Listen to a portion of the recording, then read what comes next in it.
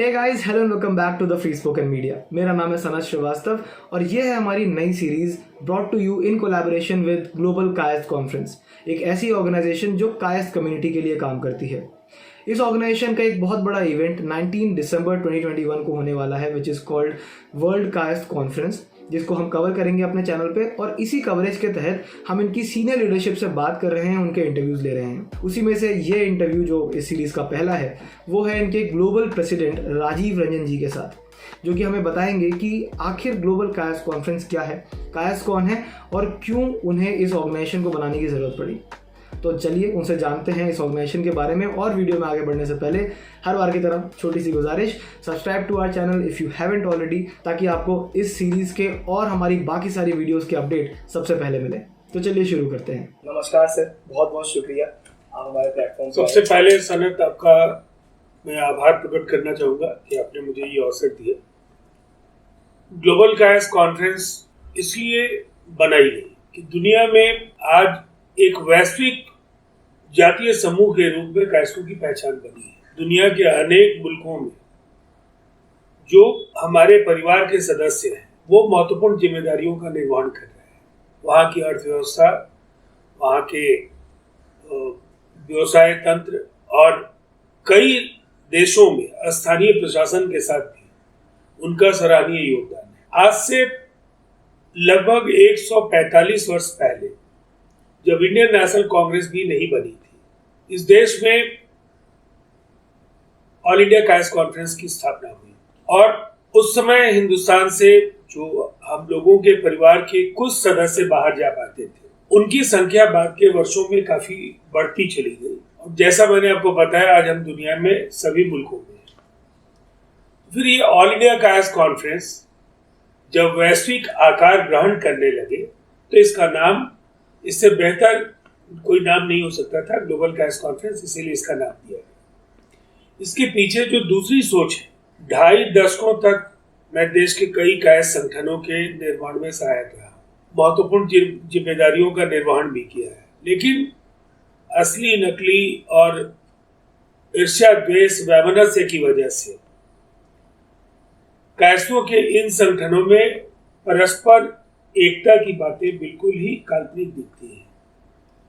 हमारी कोशिश थी कि एक छतरी संगठन, एक अम्ब्रेला ऑर्गेनाइजेशन, जिसके साथ लोग सीधे तौर पर जुड़ सके, संबद्ध होकर के जुड़े, या अगर ये दोनों ही विकल्प अगर उन्हें स्वीकार्य नहीं है तो वो साझा मंच के जरिए ग्लोबल कायस्थ कॉन्फ्रेंस के साथ महत्वपूर्ण अवसरों पर मंच साझा करें। और इस स्थापना काल के कुछ महीनों में दुनिया के 2 दर्जन से ज्यादा मुल्कों में हमारी शाखाएं बन गई। इस देश के हिंदी, अहिंदी भाषी ज्यादातर राज्यों में हमारे चैप्टर्स बने। और ये शायद पहली बार हुआ है कि वैसे लोग जुड़ रहे हैं जो समाज को कुछ देना चाहते हैं।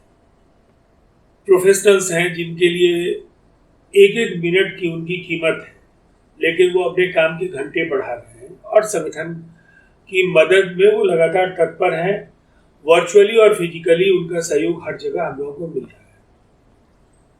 जिस तरह का उत्साह था लगातार इन 6-7 महीनों में, जो 170-80 दिनों की यात्रा है, इसमें 100 से ज्यादा वर्चुअल और फिजिकल जो कार्यक्रम हुए हैं, वो चाहे वो साहित्य कला क्षेत्र के हो, चाहे वो अन्य रचनात्मक क्षेत्र जिसमें मेडिकल कैंप्स लगाने का सवाल हो, जयंतियों का सवाल हो, सेल्फ हेल्प ग्रुप बनाने का सवाल हो, लोगों की मदद के लिए हमारे स्किल डेवलपमेंट के प्रोग्राम्स हो रहे हैं। और साथ साथ बैंकों की सहायता से उन्हें हम Chitransh chamber of commerce and industry, जो जीकेसी का एक विंग है, उसके जरिए उन्हें न केवल पूंजी उपलब्ध कराने में सहायक हो रहे हैं, उन्हें कंसल्टेंसी सर्विसेज भी हमारे विशेषज्ञों के द्वारा दी जा रही है। हमारा एजुकेशन सेल लगातार, हम डिजाइन योर कैरियर और इस तरह के कई ऐसे सवाल आए जिनको लेकर उन मुद्दों पर काफ़ी अच्छी समझ पैदा करने में सफलता हम लोगों को मिली है। और इससे जुड़ने वाले लोग, चाहे वो मेडिटेशन, योगा एंड माइंडफुलनेस या शिक्षा के अन्य जो क्षेत्र हैं, उन सबों पर कोविड के उस संक्रमण के मुश्किल दौर में कोविड टास्क फोर्स के जरिए अलग अलग जो क्षेत्र हैं उन सभी जगहों पर हमारे साथ काम करने वाले जो हमारे साथी हैं, सहयोगी हैं, उन्होंने अपनी उपस्थिति दर्ज कर ली है। और एक अच्छी शुरुआत के बाद हमारा कारवां आगे बढ़ता जा रहा है और इसीलिए हम लोगों ने ये तय किया कि एक बार हम अपनी संगठित ताकत का परिचय पूरी दुनिया को कराएं और विश्व कायस्थ महासम्मेलन के आयोजन की पृष्ठभूमि इसी तरीके से रची गई कि राजनीतिक तौर पर जिस तरह से हम लगातार पतन की अतल गहराइयों में जा रहे हैं, प्रशासन, पत्रकारिता, बार, जुडिशरी, ऐसे अनेक क्षेत्र जहां कभी हमारा वर्चस्व होता था, उत्तरोत्तर उन क्षेत्रों में हमारी गिरावट जारी है।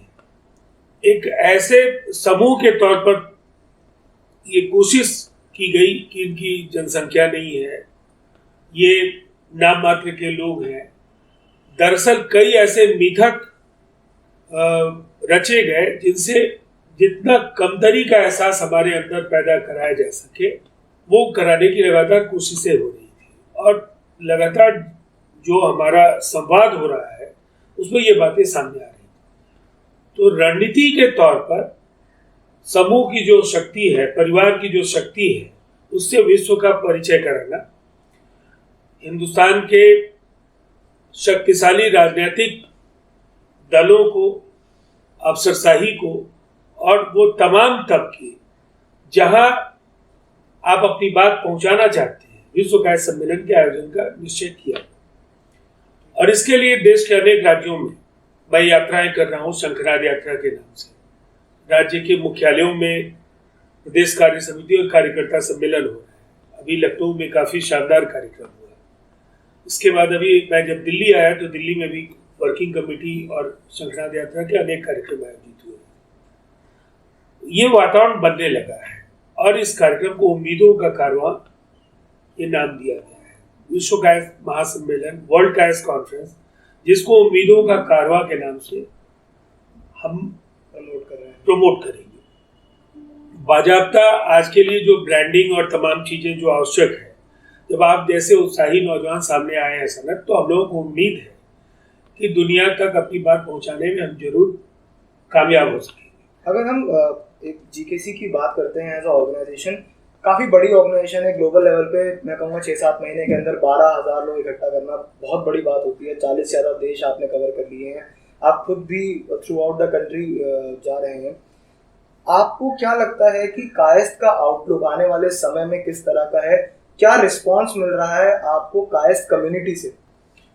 देखिए, जो इस पूरी विचार यात्रा के दौरान जो तथ्य सामने आए हैं, हम लोगों ने एक तरफा अपनी ओर आने के लिए उन्हें नहीं कहा है, उन्हें उनके सुख दुख में खुद के शामिल होने का भरोसा भी दिलाया है।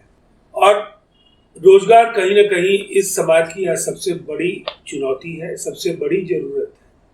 Chitransh chamber of commerce and industries ने जो वैश्विक अवसर आपके सामने है, इस देश के बहुराष्ट्रीय प्रतिष्ठानों में जो आपके लिए अवसर है, जो HR की एजेंसीज हैं जिनको आमतौर पर कायदे से लोगों के रिज्यूम्स नहीं मिल पाते हैं, उस दिशा में एक सेतु का कार्य Chitransh chamber of commerce and industries कर रही है। और कई लोगों को हम लोगों ने ये कहा है कि अगर आपके अंदर जोखिम लेने का मादा है तो आप रोजगार पाने के बजाय रोजगार देने के लायक खुद को बनाएं। और भारत सरकार की अनेक ऐसी योजनाएं हैं, राज्य सरकारों के पास ऐसे कई उनके पास स्कीम्स हैं जिसका लाभ लोगों को मिल सकता है।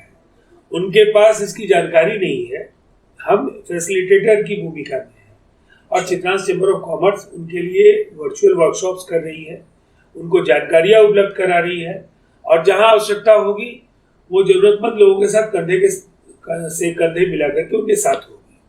कोविड के दौरान हम लोगों ने केवल नसीहतें नहीं दी है, सोशल डिस्टेंस और ये मास्क लगाने की केवल अपील नहीं की, उन घरों में गए जहां कोविड संक्रमितों के जो परिजनों की जो जरूरतें थी, अस्पतालों में कठिनाइयों के बाद भी सिलेंडर्स और दवाएं उपलब्ध कराना, विशेषज्ञों की सलाह उन्हें दिलाना, देश के अनेक राज्यों में जिनके परिजन रह रहे हैं और वहां वो खुद सहायता नहीं पहुंचा सकते हैं, हमारे साथियों ने उनको सहायता पहुंचाने की ईमानदार कोशिश की। अब ये ऐसे अनेक हमारे विंग्स जो बने हैं, वहां पूरी तरह से एक ऑटोनोमी है, एक स्वायत्तता है। आप आवश्यकताओं के अनुरूप कार्यक्रम तैयार कीजिए, मंजूरी जरूर लीजिए, लेकिन आप सब कुछ तय करिए और उसमें हम लोग आपके साथ सहायक होंगे, इसलिए कि आपको जो स्थानीय परिदृश्य है उसको समझना है, उसके हिसाब से आपको कार्यक्रम गढ़ना है। तो कुल मिलाकर हमारी विरासत, हमारी परंपरा, हमारा इतिहास और आने वाले समय में जो वर्तमान का धुंधलापन है, इसको कैसे हम मिटा सके और भविष्य को सुनहरा बना सके, इसका रोड मैप लेकर के हम लोग 19 दिसंबर को आएंगे। 19 दिसंबर जो आपने सर यहाँ मेंशन किया, जिस दिन आपकी ये महासभा होने वाली है, उसके बारे में बताएं कि किस तरह का कार्यक्रम होगा, क्या एक्सपेक्ट करें लोग जो उसे अटेंड करने आ रहे हैं, जो उसे देखेंगे, व्हाट टू एक्सपेक्ट फ्रॉम 19 दिसंबर। ये सबसे पहले तो एक ऐतिहासिक संदर्भ है कि 19 दिसंबर ही क्यों। आज 106 साल पहले 1915 19 दिसंबर इतिहास की एक सुनहरी तारीख है, जब हिंदुस्तान का बंटवारा नहीं हुआ था।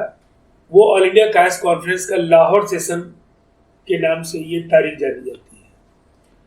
उस कॉन्फ्रेंस में आज जिस तरह से कायस्थों का प्रभाव, कायस्थ संगठनों का प्रभाव, मैं कहूँगा केवल हिंदी भाषी राज्यों में सिमट कर रह गया।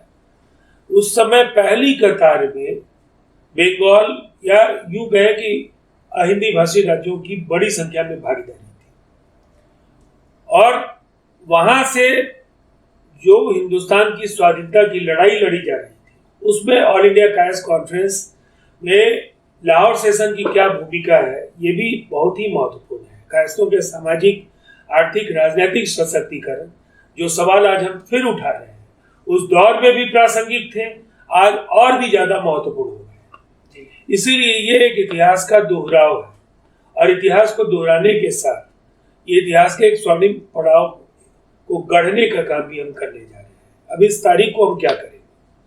हम विरासत को दर्शाएंगे, इतिहास को बताएंगे, और कैसे इस यंत्रणादायक स्थिति से, इस एकाकीपन से, इस राजनीतिक अस्पृश्यता, जिसको अछूत होने का जो दंश है, इससे कैसे इस समाज को मुक्त कराएंगे, उसके रोड मैप के साथ आने वाले 5 वर्षों में हम क्या करने जा रहे हैं, जो संकल्प के साथ हमें। तो मुझे लगता है काफ़ी भव्य एक इवेंट आप करने जा रहे हैं 19 दिसंबर को, और सारे कायस्थों से मैं कहूँगा जो जीके से जुड़े हैं या अभी तक नहीं जुड़ पाए हैं, वो इसे बिल्कुल अटेंड करें। साथ ही साथ ये एक चीज़ मुझे आपसे समझनी थी कि एक कायस्थ युवा या किसी भी एज ग्रुप का व्यक्ति ग्लोबल कायस्थ कॉन्फ्रेंस को किस मंशा से ज्वाइन करे, क्योंकि अगर आप एक पॉलिटिकल एस्पेक्ट लें तो क्या ग्लोबल कायस्थ कॉन्फ्रेंस किसी को पॉलिटिक्स में ऊपर उठने में हेल्प करेगी? अगर आप एजुकेशनल लें तो क्या एक युवा जो कॉलेज जाना चाह रहा है उसको इसमें मदद मिलेगी? किस मंशा से लोग यहाँ आए और क्या उम्मीद लेकर आए कि उन्हें किस तरह की सहायता मिलेगी? सबसे पहले जो मैंने कहा कि रोजगार एक बड़ी चुनौती है। आने वाले 5 वर्षों का जो रोड मैप हम लेकर जा रहे हैं, एक कायस्था बैंक, यूनिवर्सिटी, रिसर्च इंस्टीट्यूशंस, अनेक उद्यम जिनको चित्रांश चैम्बर ऑफ कॉमर्स स्थापित करेगी, बाकी जीकेसी के एजुकेशन सेल और जो पेरेंट बॉडी है उनके माध्यम से संचालित किया जाएगा। हम रोजगार भी देने की स्थिति में होंगे। साथ साथ हमारा पॉलिटिकल अफेयर्स सेल, अलग अलग पॉलिटिकल पार्टी से हम कोऑर्डिनेशन बना करके हम उनको ये कहेंगे कि हमारी वास्तविक संख्या ये है, हम मतदान केंद्रों पर जागरूक मतदाता की तरह कतारबद्ध होकर के मतदान करते हैं, तो फिर हमारे योगदान को सही परिप्रेक्ष्य में देखिए। सीटों की हिस्सेदारी हमारी बढ़नी चाहिए। उत्तर प्रदेश में लखनऊ का कॉन्फ्रेंस, जिसको सुनील श्रीवास्तव जी ने आयोजित किया, इनकी अध्यक्षता में संचालित उस कार्यक्रम का यह आधिकारिक प्रस्ताव है कि आने वाले 2022 के विधानसभा चुनाव में राजनीतिक दल शहरी सीट जो लगभग 75 सीटें हैं, उनमें 20% सीटें कायस्थों में हैं। 75 का 20% का मतलब है 15 सीटें। अगर 15 सीटों पर उम्मीदवार वहां के प्रमुख राजनीतिक दल देने की कोशिश करते हैं, तो निस्संदेह मैं मतदाताओं से अगले चरण में कहूंगा कि आपके उम्मीदवार जहां भी खड़े हो उनके साथ आप खड़े हो। जिस राजनीतिक दल ने आपको ज्यादा प्राथमिकता दी है, ज्यादा सम्मान दिया है, उनके प्रति आपकी धारणाएं पूर्व में चाहे कुछ भी नहीं, उन्हें बदलिए, उनके साथ खड़े दिखिए। तो आपने अपना पॉलिटिकल स्टैंड सर काफी क्लियर कर दिया है। यहाँ पे आपका एक ही एम है, किसी पॉलिटिकल पार्टी को ना सपोर्ट करना, किसी से मिलके नहीं, आप सबके साथ हैं। जो कायस्थ को सपोर्ट करेगा आप उसके सपोर्ट में हैं, और आप लोगों से भी यही चाहते हैं कि कायस्थ को पूरी तरह से सपोर्ट हो। तो इस पूरे इंटरव्यू को, वार्तालाप को हम खत्म करते हुए आपसे एक सवाल बस पूछना चाहेंगे कि आपका मेरे लिए और हमारे जैसे कायस्थों के लिए, जो शायद आज से पहले, इस इंटरव्यू से पहले अपनी हिस्ट्री से वंचित थे, उस पूरी एंसेस्ट्री से वंचित थे, उनके लिए क्या संदेश है? क्यों उन्हें जीकेसी ज्वाइन करना चाहिए, और क्या उनके लिए फ्यूचर प्रोस्पेक्ट जीकेसी और इस तरह की ऑर्गेनाइजेशन लाके प्रस्तुत कर सकती हैं? ये मैसेज आप क्या देंगे? देखिए, सबसे पहली बात तो ये है कि पहले खुद के होने का जो गौरव है वो आपको इतिहास और जो उससे जुड़े तथ्य हैं उससे कहीं ना कहीं आपके व्यक्तित्व में एक जो विश्वास का, आत्मविश्वास का संचार होता है, उसके लिए आपको इतिहास के पन्ने आपको पलटने होंगे। ये जानना आपके लिए बेहद जरूरी है कि आप अकेले नहीं हैं, आप हिंदुस्तान के हर हिस्से में हैं और दुनिया के अनेक मुल्कों में आपके भाई आपका अभिवादन करने के लिए तैयार हैं। आप संकट में हैं, आप किसी की सहायता चाहते हैं, आप बेहिचक ग्लोबल कायस्थ कॉन्फ्रेंस की सदस्यता के साथ आपका ये हक बनता है। अगर आप सदस्य नहीं भी बनेंगे तब भी आपका हक बनता है, इसलिए कि आप चित्रांश हैं। आप हमारे साथ जुड़िए, गतिविधियों में अपना योगदान कीजिए, और फिर संगठन का काम है कि आपके हितों की रक्षा हम कैसे करें, और ये पारस्परिक है। आप हमें विश्वास दीजिए, हम आपको एक सुखमय भविष्य देने के लिए आपके साथ खड़े। मुझे लगता है इससे ज्यादा कोई ऑर्गेनाइजेशन कर भी नहीं सकती है कि आगे से आगे बढ़ के आपके लिए हर चीज प्रस्तुत कर रही है। आपको सिर्फ इतना करना है कि उसमें आकर अपना जो भी योगदान आप दे सकते हैं वो दें। हमारी तरफ से, द फ्री स्पोकन मीडिया की तरफ से छोटी सी कोशिश है कि आपका मैसेज ग्लोबल मीडिया तक पहुंचे, यूट्यूब के थ्रू और बाकी माध्यमों के थ्रू पहुंचे। थैंक यू सो मच, आपने आके हमसे बात करी सर। आपका बहुत बहुत आभार। Thank you.